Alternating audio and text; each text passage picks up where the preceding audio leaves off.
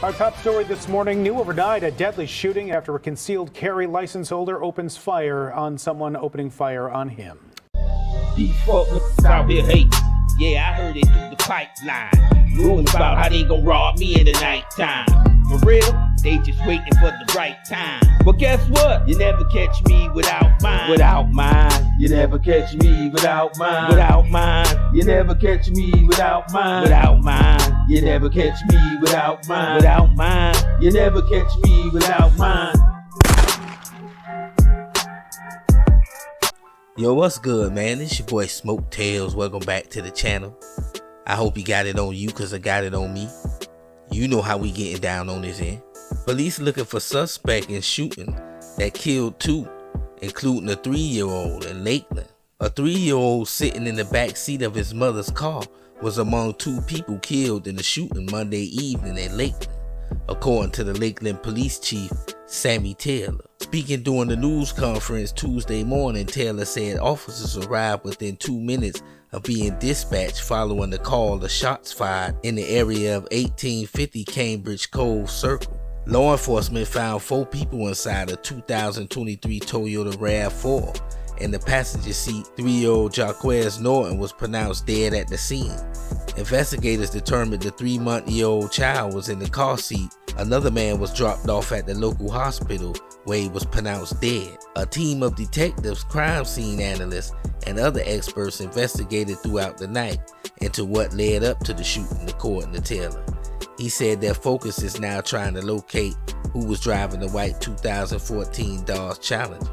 Investigators said 4 people in the RAV4 were at the Cambridge Cove Apartments visiting a friend. While they were trying to leave the complex, Taylor said, the Challenger blocked them in head-on, preventing the car from being able to exit. Based on the interviews with the victims, detectives believe 22-year-old Kamarius Wilson got out the passenger side of the Challenger and approached the driver's side of the RAV4 with a handgun, while another unidentified man got out the driver's seat of the Challenger and approached the passenger side of the RAV4 with a rifle. The police chief also said that the man in the passenger seat began to return fire at the shooter using the handgun, striking Wilson. Police found 19 casings from a .223 caliber rifle and 9 casings from a 9mm handgun. The mother in the driver's seat was able to get out of the car, remove the 3-month-old from the back seat, and run for safety, according to Taylor. Man, you gotta keep your head on a swivel out here these days. Keep that shit ready to go, cause ain't no telling what these cats on out here. Who was driving this white Dodge Challenger? They say the driver was involved in a gun battle with someone in another car, which left a 3-year-old boy dead and an adult also killed. Fox 13's Kylie Jones is live outside the Lakeland Police Department with the latest on this investigation. Kylie, this is a big step. At least we've got the car. So what's next? Yeah, absolutely. Well, the big thing that they have to do is find that suspect now. The police chief calls this a horrific scene. And he also says they believe the mother who was in that car being shot at yelled out that her kids were in the car moments before the gunshots.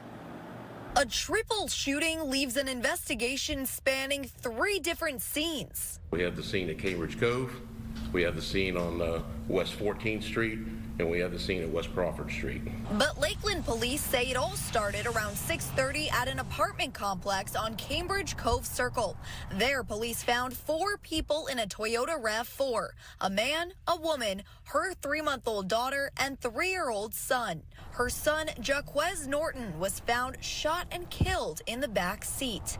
The man had non-life-threatening gunshot injuries. Police quickly learned another car was involved, this white Dodge Challenger. While attempting to drive out of the complex, the white Challenger that I spoke of before approached head-on and blocked them from leaving. Chief Sammy Taylor says that's when the 2 men got out of the Challenger, both armed, and walked to either side of the RAV4.